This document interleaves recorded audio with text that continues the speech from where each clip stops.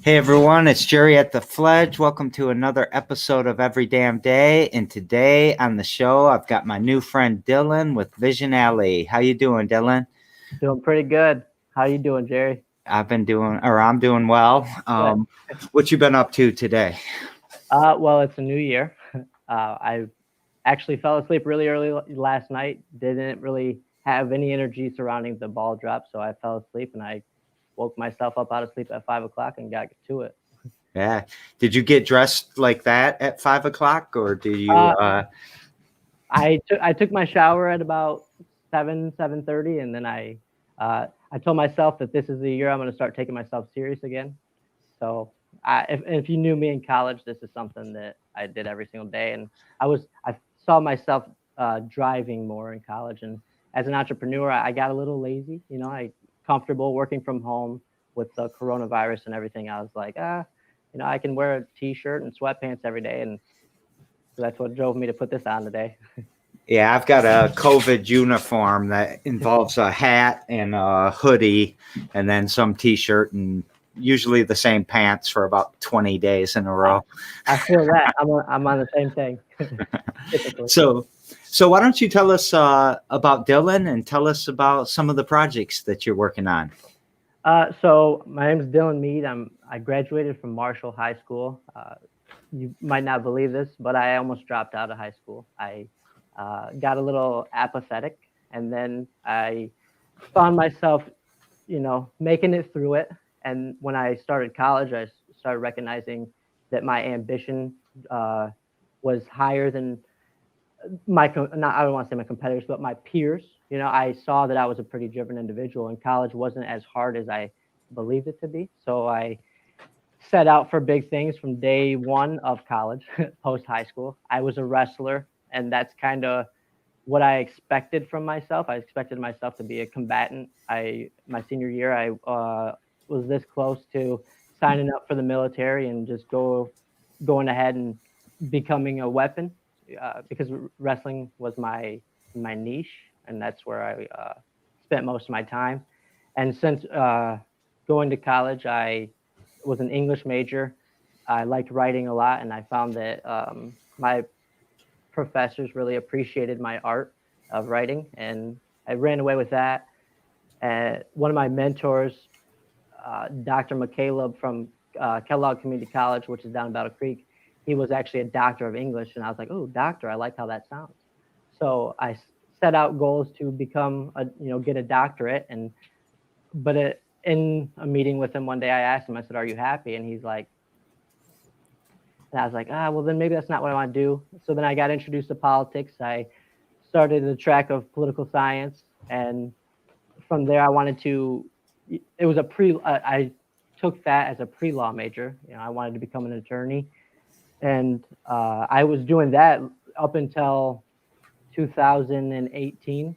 I wanted the decision in 2018 where it shifted to entrepreneurship was I wanted to go back to school to wrestle because I didn't want to live with that regret. So I applied for Olivet College. I gave it a shot. I was 22, almost 23 years old at the time, competing with 18, 19-year-old kids who were just beating me up. I said, that lion had kind of died within me, but the academic and ambition had grown since. So in going to Olivet College, I had to declare a major, and they didn't have a political science major.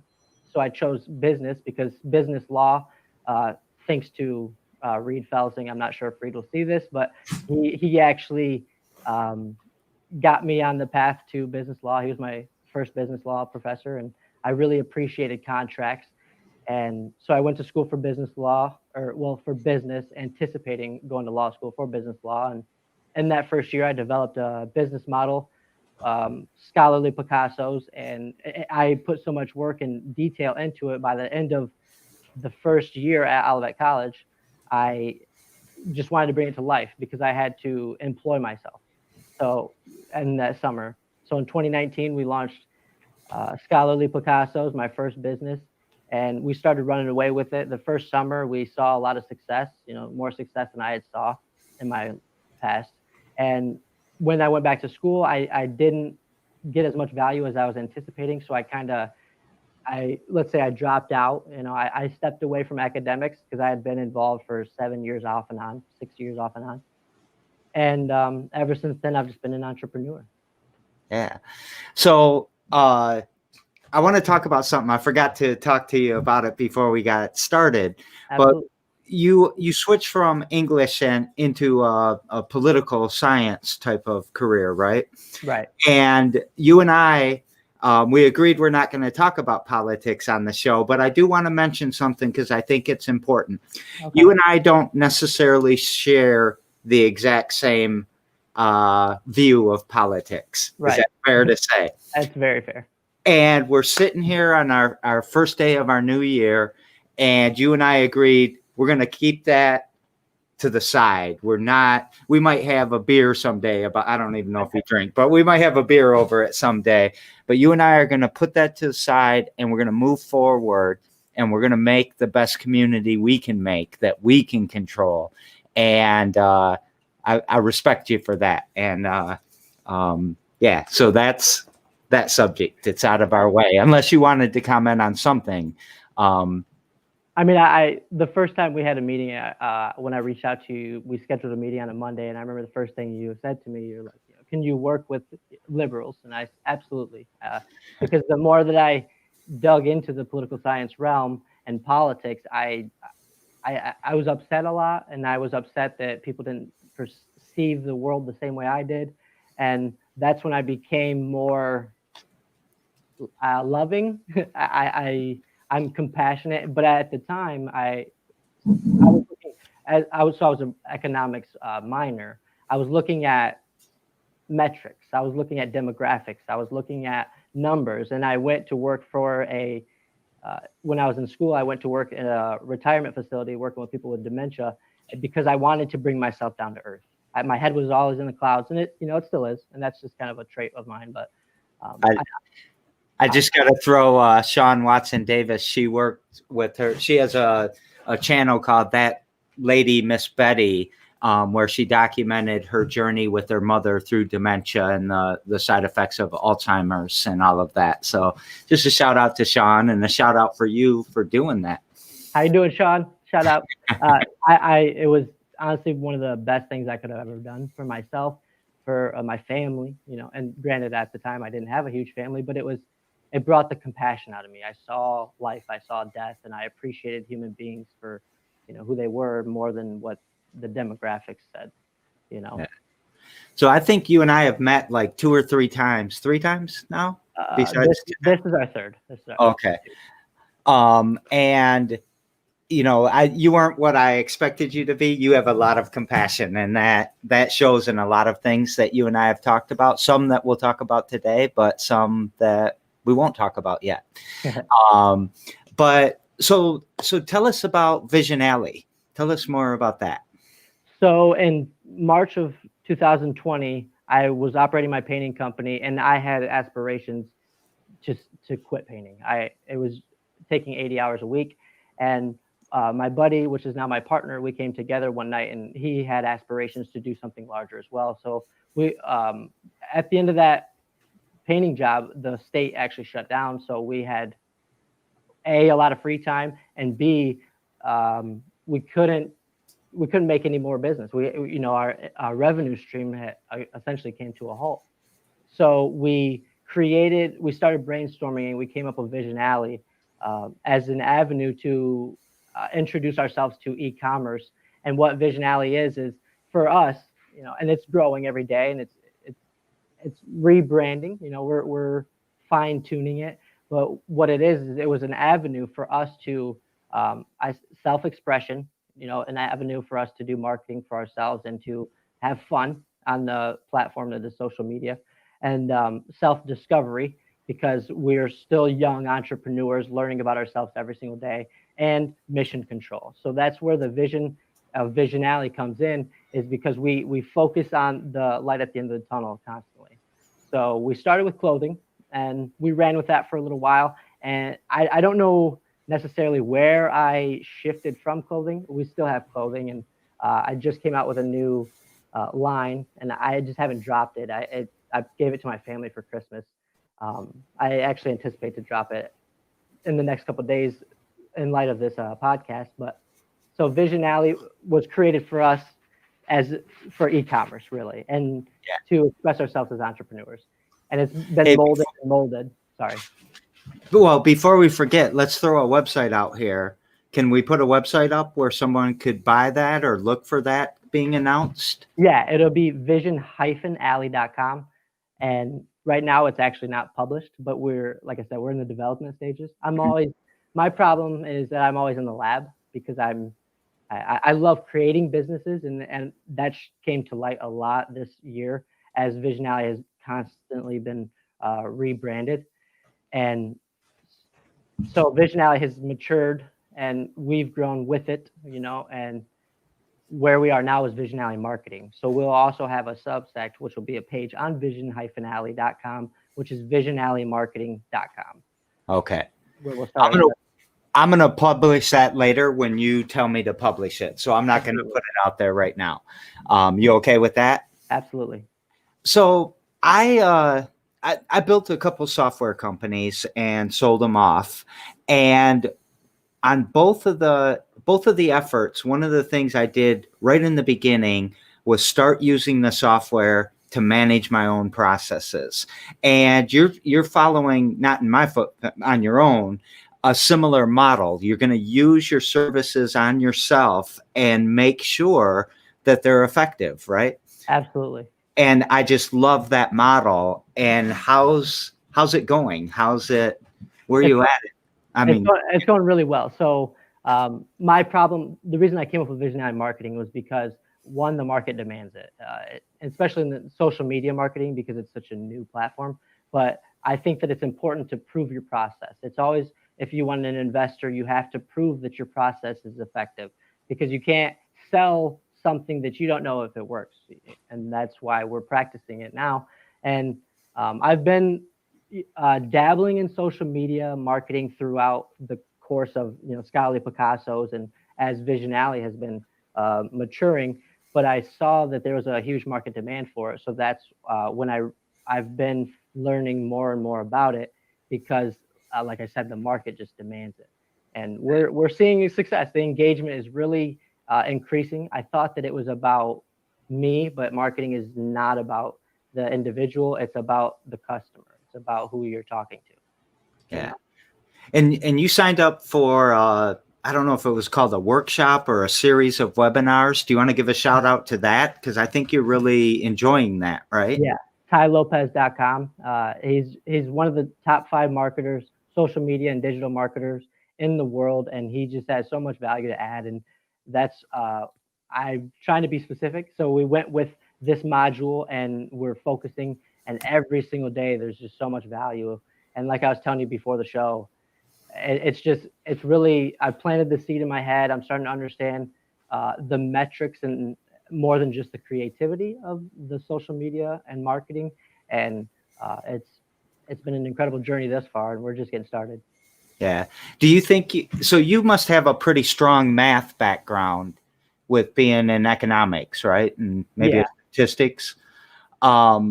Is that helping you with your kind of view of how you're approaching your business? Are you using a lot of math? Are you using a lot of statistics? Unconsciously, yes. Okay. Math has just always been a strong subject of mine.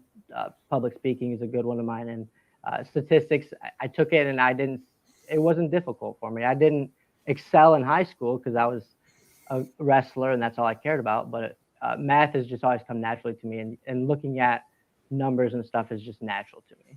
Yeah, I do. Not that you were not that you quit high school, but I do want to mention that you keep saying that, and some of the best software developers I know never finished high school. They might have gotten a GED later, but high school is not for everybody. And we keep making that point on this show again and again and again. So I just want to point that out to everybody. So, you've got some really big goals and visions and plans that, I don't want to talk about the detail of that. You don't want to talk about the detail of that, but what can you tell us about, this big vision that you have. I love that you are thinking so big. So I've always had a big mindset. I always wanted to be a state champion wrestler, learn from the best wrestlers, and I really appreciate my followers. Jerry wrestled for University of Michigan. We clicked immediately, but I wanted to be a lawyer. I wanted to do all these large things, and then when we started Vision Alley, our 10-year picture is a $200 million brand, and we steadfastly work towards that. But I've really tried to break it down. So with our company, we are still working towards millionaire status. That's something that we will never stop working towards. But I was just talking to one of my buddies, and we had a business roundtable yesterday on the live, and he reminded me a lot of myself. He's 22 years old. Shout out to Terrell. I was telling you about him, TC.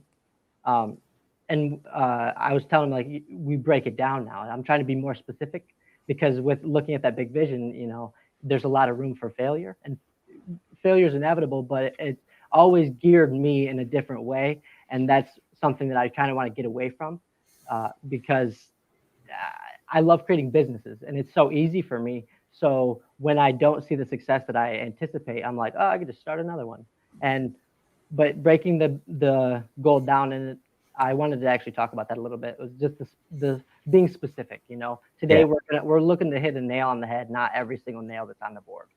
And with our marketing agency, we're looking to target big brands, like you were saying. And I'll just throw it out there, because I don't think that anybody could really undermine me. And I'm not to be egotistic or anything, but Fago, we're actually looking to do big things with Fago, because we see that there's a market demand for it, and they have a proven process. So with that, that's kind of where we're headed. All right, so now people heard it here first, I guess. Fago. Well, except for your circle, right? Yeah. So I like in wrestling, if you're the toughest guy in the room, you got to go find another room, because you're never going to move forward, right? Absolutely.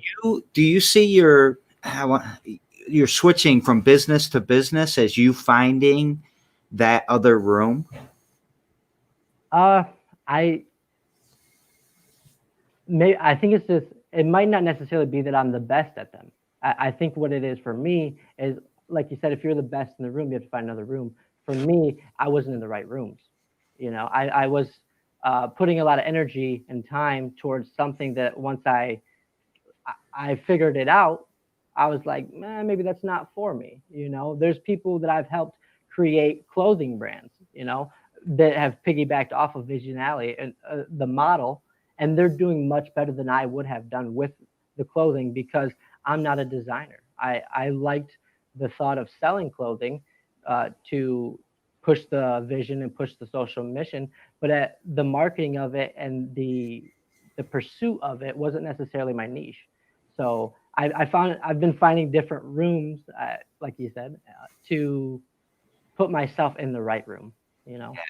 I really like that. And I really, one thing that I always look for when I'm engaging with an entrepreneur is, okay, the idea is okay, and I want to hear about the idea, but I always want to know who that entrepreneur is and how that entrepreneur is almost training. You started on some small wrestling club, then you go to maybe a high school or a junior high school team, and then you go to your college team, and you've got your freestyle team, and you're not trying to make necessarily your old high school or your old club that you were in before high school be 100% successful. You as a wrestler are growing through these stages. And I really appreciate that about you, is that you as an entrepreneur, you grow through these stages, and wrestlers, they're good at this. They train on everything. I mean, whether it's, I'm ready to shovel the snow, and the way that snow gets shoveled ties into something else I want to make sure I'm ready for, and just so on and so forth. And I'm always trying to make myself better. And you do that same thing too. And every other wrestler that I would have on here probably does the same thing as well. So I think that you make a great point. It's about making the toolbox as effective as possible, putting as many tools in the boxes to become a whole person. And as an entrepreneur, there's not aspirations to go sit on a board. There's not aspirations to go and be the lead marketer or be the lead sales for somebody. It comes to having to manage all of those aspects of a business.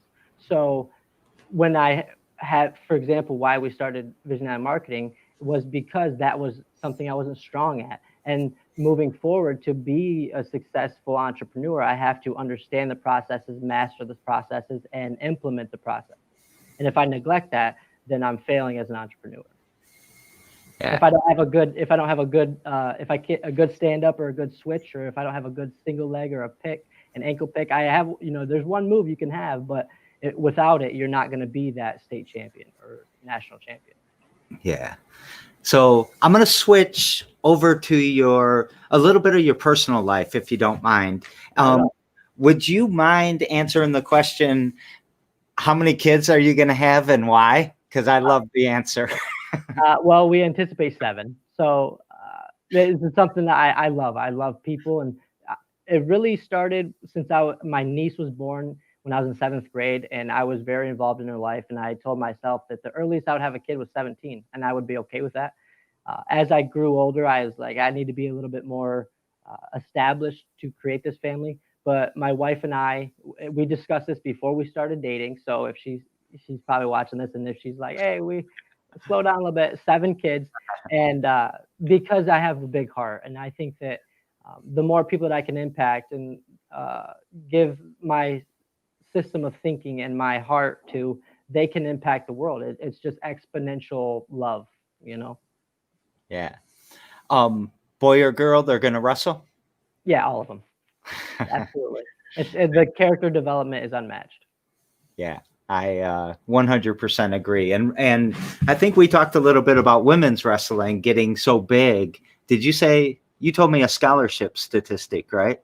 Yeah, as when I was in high school, so I haven't followed up with this, but my coach would always tell me, because a lot of people, oh, my daughter could never wrestle. Well, FILA, nationals, which is female wrestling, actually is the easiest and the largest scholarship foundation for females, because they go unclaimed. Yeah. And it was, when I was wrestling, it was super rare that women were wrestling. I mean, we had Trisha McNaughton out of Ann Arbor and a couple others. And Trisha actually became the head of the Olympic Committee for female wrestling, and really was a pioneer in it. But back then, women wrestled men. There wasn't a women's league, so they were even super tougher. And nobody ever wanted to wrestle a girl because they didn't want to get beat. I wrestled actually a handful of females, and I've never lost. Okay. It was one of those things. It's like, you step on the mat, I'm going to give my best every single time, regardless of what I'm competing against. Yeah. I love that though.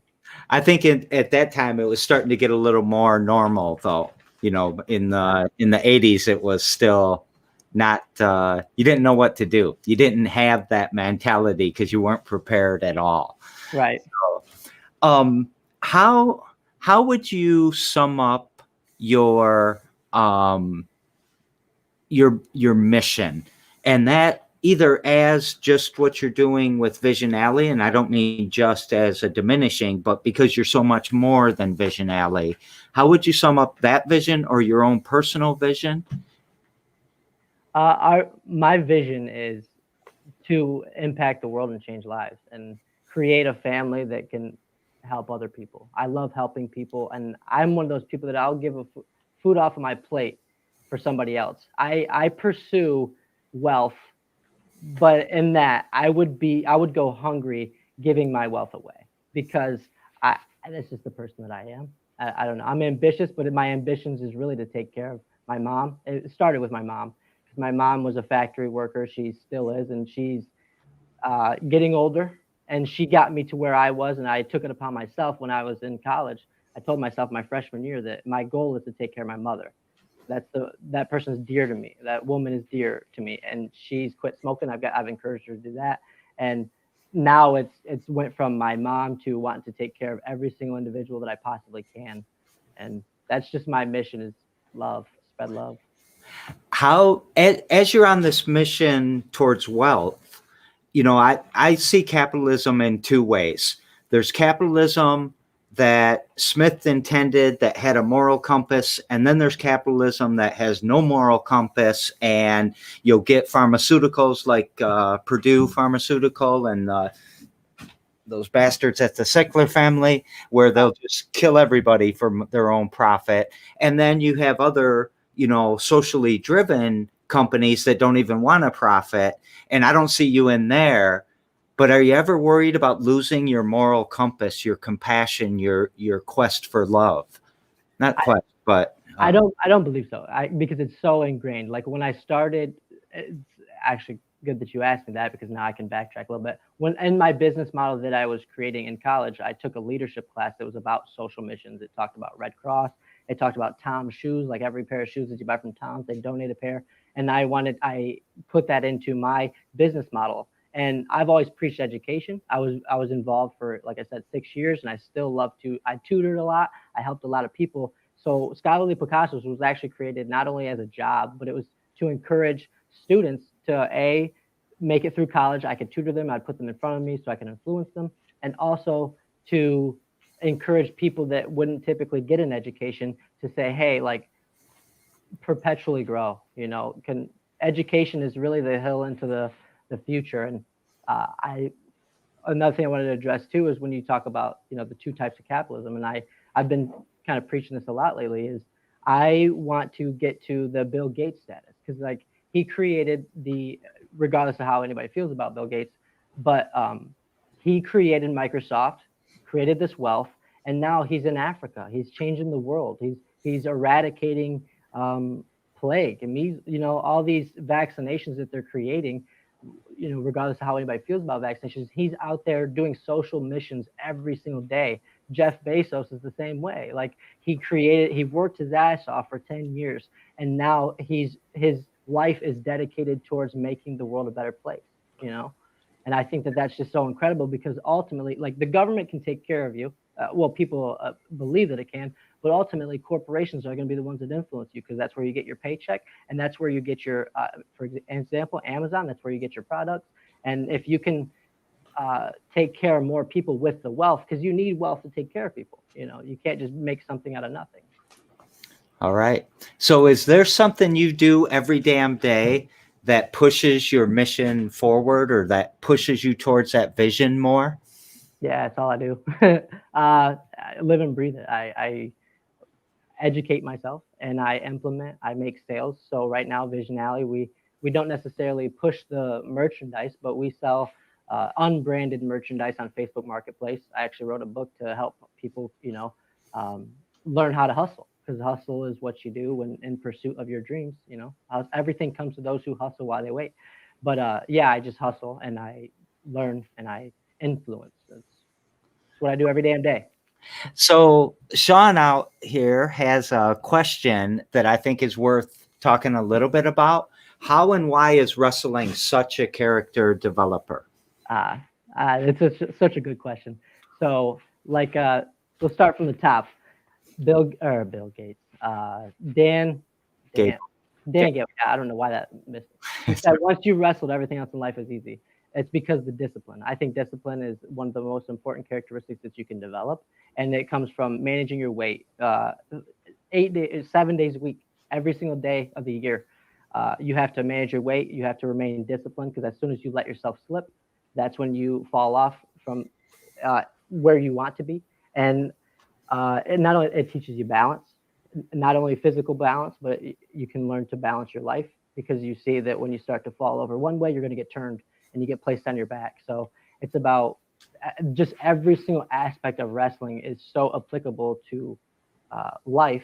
It was the very first sport. The Greeks, and the Romans, they used to have their children fight. They grew up wrestling because it was just the ultimate character builder, and there's just so much that goes into it. It's not about just, soccer is just your feet, not just your feet, but, it's your life is on the line essentially every single time that you're out there, and it's just you. So the discipline that it takes to, be on top is unmatched. And I'll add something to that. And I would have said everything you just said for sure. Um, there's also a certain when you're cutting that weight and you're sitting in that sauna, there is a huge amount of suffering that you are going through, and you have to get in the moment and you have to work through that suffering. And I found a lot about Buddhism that I didn't know it was Buddhism until I read about Buddhism, but mindfulness and getting in that moment and suffering through that pain and lowering your expectations when it came to what you were going to have for dinner so you weren't so disappointed, and just all these little mental things were, really, really add up. And then the other thing I love about it, and I think you and I are demonstrating it, is that even though it's an individual sport, I'm one of my nemesis, John Fisher out of Flint Northern. Him and I are great friends still today, but we wanted to kill each other on the mat. But afterwards, not at all. I mean, we were great friends through our high school and college careers, and up until today. There's camaraderie with wrestlers that, I don't know. I don't want to say that people just don't get it if you haven't done it, but sort of, Yeah, and the sacrifice that it takes, that sportsmanship is ingrained. yeah. And so even if people do get it, wrestlers know you get it. Yeah. And it's a great sport. And Sean says she gets it. So we'll move on from that. So we daisy chain the shows together. Yesterday on the show, I had Mariah. She lives in Washington, D.C. She's pursuing her PhD in international studies, and she has a kind of started as a healthcare company, but it's expanded more into I would say elevating women and all of the different things involved with that. And she has a question for you, and that is, she's found in her work, in her entrepreneurial work, most of her support comes from strangers and people she's never met, and her inner circle is not always there when she expects them to be there. Do you find that same thing, and how do you deal with it if you do? Absolutely. It's one of the toughest part about being an entrepreneur, because you expect that everybody around you wants to see you succeed. And this one might jab some people, but it's to see somebody that they grew up with and somebody that they looked at as I mean, not to say that we're not equal, because we're all human beings, but to see somebody that's so inspired makes them feel a certain way about themselves. And I say that that's absolutely true. When we created t-shirts, my buddy, he left Meyer. He was worked at Meyer Distribution here in Lansing, and he expected everybody to buy his t-shirts. And I was like, it's not like that. I've lost a lot of friends because of entrepreneurship. And when you meet somebody like Jerry from the Fledge, he's like, you're susceptible to working with entrepreneurs, and you love to see the ambition, and somebody who's stuck somewhere that you loved, growing up, and they don't necessarily hate that you're doing good. They just hate that they're not doing what you are. So they get a little, I don't know, envy. I don't like to use negative terms. I don't like to spread hate, but you know what I mean? They don't see the same world that you see, and they don't see that you're moving towards, whether it's wealth or your goals. They don't see that as the social mission. They see that as a kid who just thinks that he's, I'm trying to dabble lightly, but I'm sure you get where I'm going with that. I do get it. And it's,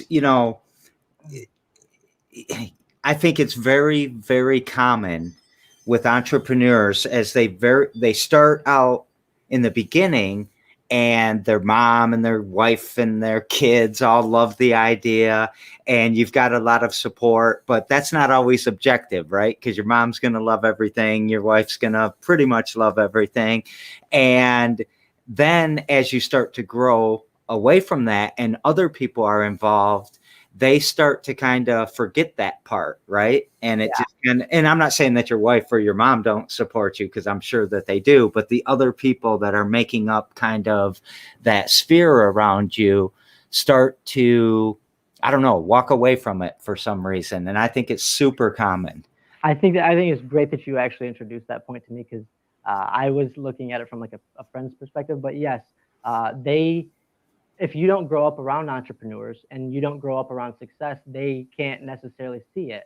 And when you're sacrificing working a 9 to 5 to live out your dreams and it doesn't pay off immediately, I'm not making $10,000 a month right now, and I struggle every day. That's why we hustle. We have to. But they see that like, oh, that my mom says to me, and she said this since I went to college. She's like, there's always a job in the factory, because she doesn't understand and she has never witnessed the success, Mm-hmm. So they think that you're just wasting your time turning your wheels, like, people are successful, but I've never seen it, And I think also, being a good entrepreneur, you've got to do experiments. And when you do experiments, sometimes you're not going to support the hypothesis that you had. That's why you do it. So it's always succeed or learn.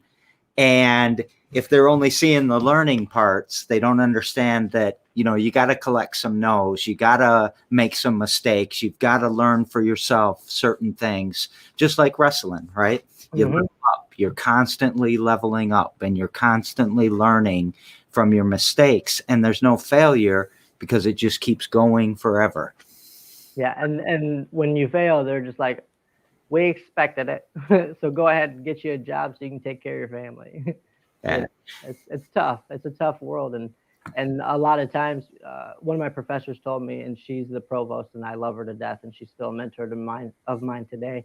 She said to me when we sat down in her office one day having a meeting, she said, Dylan, people with your mindset either A, end up in their parents' basement because of catastrophe, or they make it. And I haven't ended up in my mom's basement yet. So I'm still going. So Sean just wants to ask you to subscribe to her Sean Watson Davis TV. And she's got some books there that she thinks you and your sweetheart will be interested in. So I'm going to definitely, Sean's a big supporter, so I want to support her back. Tomorrow on the show, we have a young lady named Heather Taylor. She has Worship Without Words. And what question would you like me to pass on to Heather? This was a tough one for me. You know this. I think ask her, what is it that gets her up out of sleep? What is that internal drive that's unconsciously motivating her to rise up at 2:30 a.m. with a crazy idea when she went to bed at 1 o'clock? What is it that drives her that's unspoken? Yeah. Okay. I think she's going to like that question a lot. And I also, before I'm going to turn that question and ask you that same question in a second, but shout out to everybody celebrating Kwanzaa. I believe today is the last day of Kwanzaa. So happy Kwanzaa. And I hope you enjoy your celebrations along with the Happy New Year too. So I know that she's had a big effort in spreading awareness about Kwanzaa this year. Nice. So I wanted to make sure, get that out there to everybody. And with you, what's that inner voice that wakes you up? And is it screaming or is it whispering? I will sit down with my friends and it's like constantly in my head. Mine is my family needs me. When I saw success in those early stages of college, it was like, I can do this. And my family has never saw wealth. They've never saw success. And I had to sacrifice a lot of things when I was a kid because we didn't have wealth, and I hate to use that term because I know that, wealth it can be a negative word for some people, but for me, it's like, there's people that are counting on me, and I've put that faith I've put that faith in them that they would put that faith in me. Yeah. So now I'm just answering the call every single day. I wake up and it's like, I like, for example, I don't like to wake up early all the time, and I don't like to not sleep, but 2020, I slept probably a third of the nights.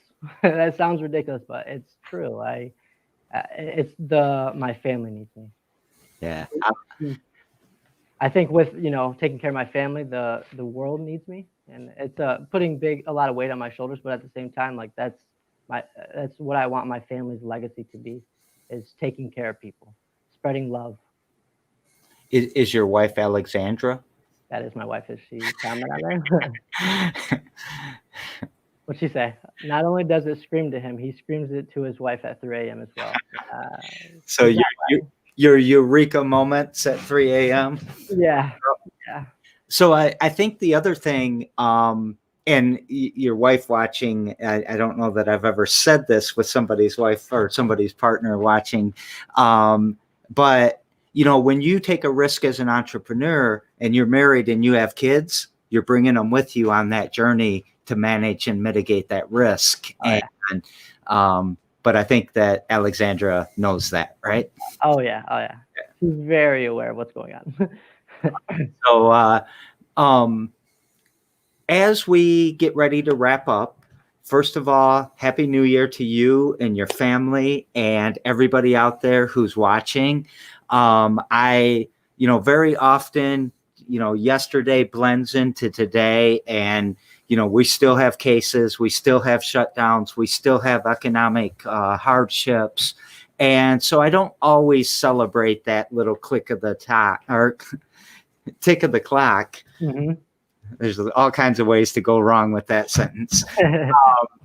But this year I decided, I'm going to celebrate that it is a new day and it is a new year, and really look for that hope. And I think that, you're an inspiring guest, and you're a great first step for that. So thank you for coming on the show.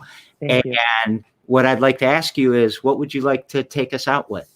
I wanted to take us out with 2020 was awful as far as health, but I think that as far as for entrepreneurs, it's a great opportunity to get started, because you can't take your 1,000th step until you take your first one, and really embrace the slowdown. I grew up in a generation where it's always about instant gratification. We got to have it now, and that's a problem that I run into often. So be patient and just get started. If you have a dream, take it. Go run after it, but also recognize that the world isn't necessarily demanding something from you right now. So that gives you the opportunity to slow down. And if you don't produce in a day, that's fine. Nobody expected anything. But if you do, you exceed expectations. So get moving. All right. Very good, Dylan. Thank you so much again for being on the show. And everybody, I will see you later.